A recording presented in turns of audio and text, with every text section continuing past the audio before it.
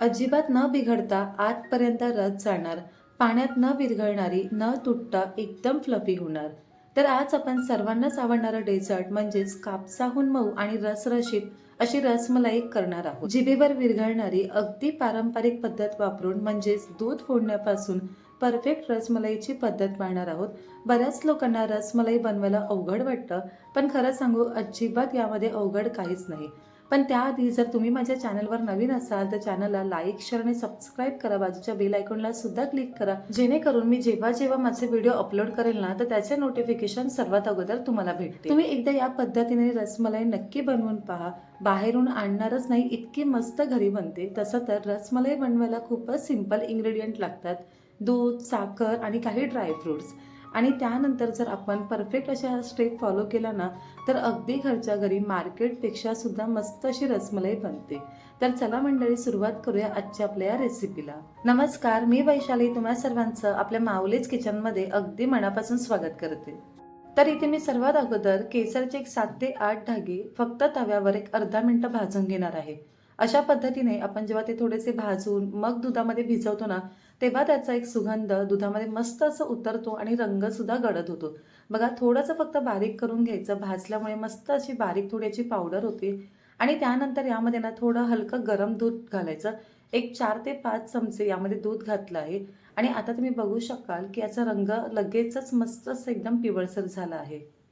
तर बनवलेलं हे केसरचं दूध आपण बाजूला ठेवून देऊया. आता इथे रसमलाई बनवण्यासाठी नेहमी गाईचंच दूध घ्यायचं. यामध्ये फॅट्स कमी असतात, जेणेकरून आपण जेव्हा गोळे पाण्यात सोडतो ना तेव्हा ते विरघळत नाही किंवा फुटत नाही. तर बघा, इथे एका पातेल्यामध्ये मी 1 लिटर दूध घेतलं आहे आणि दुसऱ्या पातेल्यामध्ये पाऊण लिटर दूध घेतलं आहे. तर हे जे पाऊण लिटर दूध आहे हे आपण रस बनवण्यासाठी वापरणार आहोत आणि जे 1 लिटर दूध घेतलं आहे ना ते आपण फोडणार आहोत. तर यापासून टोटल किती म्हणजे किलो रसमलाई बनते हे शेवटी तुम्हाला पाहायला भेटेलच. पण व्हिडिओ अगदी शेवटपर्यंत बघा, म्हणजे जरी तुम्ही पहिल्यांदा करणार असाल ना तरी मस्त अशी रसमलाई बनेल. आता हे दोन्ही सुद्धा दूध आपण गरम करायला ठेवून देऊ. तर रसमलाई करताना कधीही दोन्ही सुद्धा दूध एकदम गरम केले ना तर आपण हे जे केसरचं दूध आहे हे सुरुवातीलाच बनवून बाजूला ठेवायचं, म्हणजे ते व्यवस्थित थंड होऊन जातं. आता दूध थोडं गरम झालं की यामध्ये जे केसरचं दूध आपण बनवलेलं होतं ते घालून घ्यायचं. त्यानंतर यामध्ये इथे मी पाऊण कप इतकी साखर घातली आहे. या प्रमाणामध्ये अगदी व्यवस्थित अशा गोडीची आपली रसमलाई बनली जाते. तर इथे सर्व छान आता मिक्स करून घ्यायचं. रसमलाईचं जे दूध आहे ना ते अगदी गडद असं पिवळ्या रंगाचं असतं. तर इथे मी थोडासा पिवळा रंग आहे ना तो यामध्ये घालत आहे. जर तुमच्याकडे केसरचं इसेन्स असेल ना तर त्याचाही वापर करू शकतात, जेणेकरून अगदी मार्केटमध्ये जसं दूध मिळतं ना अगदी छान गडद पिवळ्या रंगाचं, सेम तसंच दूध आपलं घरी बनलं जातं. तर इथे आता आपण थोडेसे ड्रायफ्रूट घेतले आहे, म्हणजे 5-6 काजू आणि 5-6 बदाम. हे मस्त असे बारीक करून घ्यायचे. तर बारीक करून घेतलेले काजू आणि बदाम याची पावडर यामध्ये मी घातली आहे. तुमच्याकडे जर पिस्ता असेल तर तो सुद्धा तुम्ही यामध्ये घालू शकतात. तसं तर हे दूध आपल्याला अजिबात आटवायचं नाहीये, फक्त याला एक मस्त अशी उकळी काढून घेणार आहोत. तर आता हे दूध आपण बाजूच्या गॅसवर ठेवूया. तोपर्यंत इथे बघू शकता जे 1 लिटर मी दूध गरम करायला ठेवलं होतं मस्त असं गरम झालं आहे. आता हे दूध आपण फोडणार आहोत आणि यापासूनच पनीर बनवणार आहोत आणि ज्याचे आपण बॉल बनवणार आहोत. तर बघा, इथे मी 1.5 लिंबाचा जो रस आहे त्यामध्ये थोडं पाणी घालून घेतलं आहे. फक्त लिंबाचा रस वापरायचा नाही, तुम्ही व्हिनेगरचा सुद्धा वापर करू शकतात. अगदी थोडासा यामध्ये लिंबाचा रस घालायचा. तर बघू शकतात अगदी पटकन आपल्या इथे हे दूध फुटलं आहे आणि या प्रोसेसला जराही वेळ लागत नाही. गॅसची जी आच आहे अगदी मंद ठेवायची, जराही फास्ट करू नका, नाहीतर जे आपले पनीरचे जे बॉल बनणार ना ते खूप असे कडक चिवट होतात किंवा रबरासारखे होतात, अजिबात सॉफ्ट बनत नाही. तर बघा, इथे दूध मस्त असं फाटलं आहे आणि मी गॅस बंद करून घेतला आहे. आता इथे एक ट्रिक तुम्हाला सांगते. तर हे जे पनीर आहे हे मस्त असं सॉफ्ट होण्यासाठी यामध्ये 1 ग्लास मस्त थंड पाणी घाला. यामुळे जी प्रोसेस आहे ना ती थांबली जाते आणि जे पनीर आहे ते ओव्हर कुक होत नाही. तर बघा, या पद्धतीमध्ये पाणी घालायचं आणि ते पण थंड पाण्याचाच वापर करायचा. सर्व छान मिक्स करून घ्यायचं आणि आता लगेचच हे आपण एका कपड्यामध्ये काढून घेणार आहोत. तर इथे सुती कपड्यामध्ये हे जे दूध मी फोडून घेतलेलं आहे ते पूर्ण काढून घेत आहे. आता यानंतर आपल्याला हे जवळजवळ एक 3 वेळा तरी स्वच्छ धुवून घ्यायचं आहे, कारण यामध्ये आपण लिंबाचा वापर केला होता. त्याचा जराही एक चव यामध्ये अजिबात न राहावी म्हणून सुरुवातीला थंड पाण्याने धुवून घ्या, म्हणजे जरीसुद्धा हे गरम असेल थोडंफार ना तर ती प्रोसेस पूर्ण थांबते. अशा पद्धतीने आपल्याला एक 3 वेळा तरी हे स्वच्छ धुवून घ्यायचं आहे आणि प्रत्येक वेळी धुताना अगदी अलगद हळू दाबून त्यामधलं जे काही पाणी आहे ते काढून घ्यायचं. तर इथे मी जवळ 3 वेळा हे पनीर मस्त असं स्वच्छ धुवून घेतलं आहे आणि यामधलं अगदी अलगद हळू दाबून जे काही पाणी आहे जास्तीचं ते काढून घेतलं आहे. आता अशा पद्धतीने तुम्ही ठेवून यावर एखादं जड भांडं जरी ठेवलं तर 10 मिनिटं फक्त हे बाजूला ठेवून द्या, जेणेकरून जे काही पाणी असेल ते निघून जाईल. तर इथे आपण जे केसर ड्रायफ्रूटचं दूध गरम करायला ठेवलं होतं त्याला एक मस्त उकळी काढून घेतली आहे. खूप जास्त आटवून अजिबात घ्यायचं नाही, फक्त एक उकळी काढायची. यामध्ये आता वेलची पावडर घालून घेऊया एक अर्धा चमचा आणि सर्व छान मिक्स करून घ्यायचं. त्यानंतर इथे आपण गॅस बंद करून घेणार आहोत आणि हे जे दूध आहे हे पूर्णपणे थंड करण्यासाठी बाजूला ठेवून देऊ. सोबतच बाजूला जी काही मलाई येते ना ती यामध्ये मिक्स करत जायची. एक 10 ते 15 मिनिटं अशा पद्धतीने बांधून ठेवल्यावर परफेक्ट असे इथे आपलं पनीर तयार झालं आहे. आता आपण हे बारीक करून घेणार आहोत. हाताच्याच मदतीने स्मूथ करायचं आहे. आता जर तुम्ही हे बघणार ना तर यामध्ये हलकासा मॉइश्चर आहे, म्हणजे हातामध्ये दाबल्यावर तुम्हाला अगदी थोडंसं ओलसर जाणवेल. इतकं हे असावं. खूप जास्त ड्राय करू नका, म्हणजे जेव्हा तुम्ही कपड्यामध्ये ते बांधतात ना तर खूप पाणी नका काढू. अगदी हलकंसं ओलसर ते असावं. तर आता हे जे पनीर आहे हे तुम्हाला मस्त सॉफ्ट करून घ्यायचं आहे. म्हणजे जसं पीठ आहे ना त्या पद्धतीमध्ये ह्याचं टेक्स्चर होईल आणि जे आता दाणेदार तुम्हाला टेक्स्चर दिसत आहे ना ते पूर्णपणे जाईल आणि एकदम सॉफ्टनेस याला येईल. फक्त ही प्रोसेस करायला एक 7 ते 8 मिनिटं लागतात. अशा पद्धतीने दाबून दाबून तुम्हाला मस्त याचा एक असा गोळा बनवायचा आहे आणि छान सॉफ्ट गोळा बनवून घ्यायचा आहे. तर पिठासारखा अगदी सॉफ्ट असा आपला मस्त गोळा बनला आहे बघा. प्लेटपासून सुद्धा वेगळा होत आहे. तर इतकं आपल्याला हे छान मळून घ्यायचं आहे किंवा दाबून दाबून यामधले दाणेदार जो पण आहे तो काढायचा आहे. तर आपण जे पनीरचे बॉल करणार आहोत ना ते परफेक्ट होण्यासाठी किंवा त्याला एक बाइंडिंग येण्यासाठी यामध्ये मी अर्धा चमचा कॉर्नफ्लॉवर घातला आहे. हा नक्की घाला, कारण की हा अर्धा चमचा कॉर्नफ्लॉवर सुद्धा तुमचे जे पनीरचे बॉल आहे ना ते अगदी मस्त होतील. जेव्हा तुम्ही ते पाण्यामध्ये सोडणार ना तर ते अजिबात विरघळणार नाही किंवा सुटणार नाही किंवा याचा चुरा सुद्धा होणार नाही. कॉर्नफ्लॉवर घातल्यावर तुम्हाला पुन्हा फक्त 2 मिनिटं हे अशा पद्धतीने अजून मळून घ्यायचं आहे. जेव्हा तुम्ही असं करणार ना तेव्हा खरंच तुमचे सुद्धा जे पनीरचे बॉल आहे ना अगदी परफेक्ट होईल आणि मस्त फ्लफी होतील. तर आता याचे आपण मस्त असे छोटे छोटे गोळे करणार आहोत.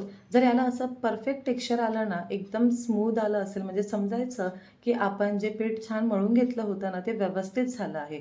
आता तुम्हाला किती छोटे मोठे हवे तितके तुम्ही याचे बॉल करून घेऊ शकतात किंवा टिक्की बोलू शकतात, कारण आपण याला गोल नाही तर थोडासा हलकासा चपटाचा शेप देणार आहोत, म्हणजे जेणेकरून आपण बाहेरून जशी रसमलाई आणतो ना अगदी तशीच घरी बनते. मी घेतलेल्या प्रमाणामध्ये जवळजवळ एक 14 ते 15 आपले हे बॉल बनले आहेत. तर आता आपण मस्त असे सर्व बॉल करून घेऊया. एकदाच करून ठेवायचे आणि यावर फक्त जो एखादा ओला कपडा असेल ना तो झाकून ठेवायचा. तर बघा मस्त इथे आपले बॉल छान बनत आहे. अजिबात कुठे याला क्रॅक जात नाही आहे. म्हणजेच आपण जे प्रमाण घेतलं होतं ते अगदी परफेक्ट आहे. फक्त यामध्ये कॉर्नफ्लॉवर नक्की घाला, म्हणजे तुम्ही जर पहिल्यांदा करणार असेल तर नक्कीच घाला, जेणेकरून अजिबात हे कुठे बिघडत नाही. तर बनवून घेतलेले पनीरचे गोळे शिजवण्यासाठी इथे आपल्याला पाणी आणि साखर गरम करायला ठेवायचं आहे. तर बघा अर्धी वाटी इथे मी साखर घेतली आहे आणि 5 कप म्हणजे 5 वाटी इथे आपल्याला पाणी घ्यायचं आहे. साखर फक्त विरघळून घ्यायची, आपल्याला याचा पाक वगैरे काही करायचं नाही आहे. यामधला थोडासा जरी गोडवा जे पनीरचे बॉल आहे त्यामध्ये गेले ना की मस्त असं त्यालासुद्धा चव येते, जेणेकरून तुम्ही रसमध्ये जेव्हा हे बॉल टाकणार ना तर अगदी परफेक्ट असे हे गोड लागणार. तर आता हे जे पाणी आहे त्याला खळखळून उकळी आणून घ्यायची. त्यानंतरच बनवून घेतलेले पनीरचे बॉल यामध्ये सोडायचे. त्याआधी अजिबात सोडायचे नाही. तर इथे गॅसची जी आच आहे मी मोठी केली आहे आणि त्यामध्ये सर्व पनीरचे बॉल सोडून घेतले आहे. तर इथे नेमका माझा कॅमेरा तेव्हा ऑफ होता आणि सोडतानाचे जो काही व्हिडिओ होता तो शूट झाला नाही. तर बघा सुरुवातीचे 5 मिनिटं मोठ्या आचेवर तुम्ही हे असंच छान उकळवून द्यायचे. त्यानंतर झाकण लावून आपल्याला 10 मिनिटं अजूनसुद्धा पुढे मोठ्या आचेवरच आपण हे शिजवणार आहोत. गॅसची आच अजिबात कमी करू नका, कारण की इथे पाण्याचं जे टेम्परेचर आहे ना ते खूप महत्त्वाचं आहे. तर बघा याला छान पाण्याला उकळी आली पाहिजे. आता 5 मिनिटं अजून झाल्यावर आपण झाकण काढून घेऊ आणि फक्त चमच्याने थोडंसं वर खाली करून घ्यायचं, म्हणजे वरची बाजू ही थोडी खाली जाईल अशा पद्धतीने आपण मिक्स करायचं आणि झाकण लावून अजून 5 मिनिटं शिजवायचं. असं आपल्याला 15 मिनिटं फक्त हे पनीरचे बॉल या गरम उकळत्या पाण्यामध्ये छान शिजवायचे आहेत आणि 15 मिनिटांमध्ये अगदी मस्त ते बघा छान टम्म फुगतात आणि आतपर्यंत शिजले जातात. सुरुवातीची जी साईज होती त्यापेक्षा आत्ता तुम्ही बघू शकतात दुप्पट काय तिप्पट याची साईज झाली आहे आणि परफेक्ट असे इथे आपले हे पनीरचे बॉल बनले आहेत. तर आता 15 मिनिटं झाल्यावर आपण गॅस बंद करून घेणार आहोत. तर इथे तुम्हाला एक ट्रिक सांगते. बघा, मी एका दुसऱ्या पातेल्यामध्ये बर्फाचं पाणी घेतलं आहे. एकदम थंड पाणी घ्यायचं. आता हे जे पनीरचे बॉल आपण या पाण्यामधून काढून थंड पाण्यामध्ये ठेवायचं, जेणेकरून त्याची जी प्रोसेस आहे ती थांबते. म्हणजे ते ओव्हर कुक होत नाही आणि मस्त सॉफ्ट आणि फ्लफी होतात. तर अशा पद्धतीमध्ये नक्की करा. जवळ-जवळ 20 मिनिटं आपल्याला हे बर्फाच्या पाण्यामध्ये असेच ठेवून द्यायचे आहेत. बर्फाच्या पाण्यामध्ये 20 मिनिटं ठेवल्यावर इथे आता आपले हे पनीरचे बॉल आहेत ना, हे मस्त सुपर सॉफ्ट झाले आहेत. ते ओळखण्याची अजून एक पद्धत आहे. पाण्यामधून बघा तुम्ही हे बाहेर काढणार ना, तर यामध्ये भरपूर पाणी गेलं आहे. तुम्ही दाबल्यावर सगळं पाणी निघत आहे, म्हणजे आतून सुद्धा ते एकदम छान सुपर सॉफ्ट झाले आहेत. तर हे आतपर्यंत शिजले की नाही हे बघण्यासाठी एका वाटीमध्ये हा मी पनीरचा बॉल घातला आहे. कितीही दाबला यामधलं पाणी निघत आहे आणि पुन्हा वाटीमध्ये सोडल्यावर त्याचा जो शेप होता तो अगदी परत तसाच होतो. म्हणजेच आपण जे हे बॉल पाण्यामध्ये बॉईल करून घेतले होते ते परफेक्ट झाले आहेत. चला आता इथे आपण पुढे जी प्रोसेस करणार आहे ते पाहून घेऊया. तर 20 मिनिटं पाण्यामध्ये भिजवलेले हे पनीरचे आता जे गोळे आहेत ना, ते अगदी तुम्हाला हलक्या हाताने दाबून त्यामधलं सगळं पाणी काढून घ्यायचं आहे. आणि आपण जे केसरचं दूध बनवलं आहे ना, त्यामध्ये हे एक-एक करून सोडायचे आहे. यामधलं पाणी काढताना तुम्हाला अगदी हलक्या हाताने दाबायचं आहे. खूप जास्त जोर देऊ नका किंवा खूप जोरात दाबलं तर ते तुटू शकतात. त्यामुळे जितकं जमेल ना तितकं हलक्या हाताने दाबून त्यामधलं सगळं पाणी काढून टाका. आणि प्रत्येक बॉल त्या केसरच्या दुधामध्ये आता आपण भिजायला ठेवणार आहोत. आणि मस्त हे आपण जवळ-जवळ 5 ते 6 तास असंच बाजूला ठेवणार आहोत, जेणेकरून छान रसरशीत होतील. आता यामधला तुम्हाला एक पनीरचा जो बॉल आहे तो मी थोडासा तोडून दाखवते, म्हणजे तुम्हाला समजेल की मस्त जाळीदार झाले आहेत. आतपर्यंत छान बघा शिजलं आहे. सांगितलेला सर्व ट्रिक आणि टिप्स तुम्ही सुद्धा फॉलो केल्या तर तुमची सुद्धा रसमलाई मस्त अशी रसरशीत होईल. 5 तास छान बघा इथे मुरायला ठेवली होती आणि मस्त इथे आपली रसमलाई तयार झाली आहे. आता वरून यावर काजू, बदाम, पिस्ता किंवा केसर घालायचं आणि थंडगार ह्या रसमलाईचा तुम्ही आस्वाद घेऊ शकतात. तर आपण घेतलेल्या प्रमाणामध्ये बरोबर 1 किलोपेक्षा जास्त इथे आपली रसमलाई बनली आहे. तर आजची ही रेसिपी तुम्हाला कशी वाटली मला कमेंटमध्ये नक्की सांगा आणि तुम्ही सुद्धा करून पहा. पुन्हा भेटूया अशा छानशा आणि नवीन व्हिडिओसोबत. तोपर्यंत स्वादिष्ट खा आणि आस्वाद मिळवा. चॅनलला सबस्क्राईब करा आणि बाजूच्या बेल आयकॉनला सुद्धा क्लिक करा. धन्यवाद.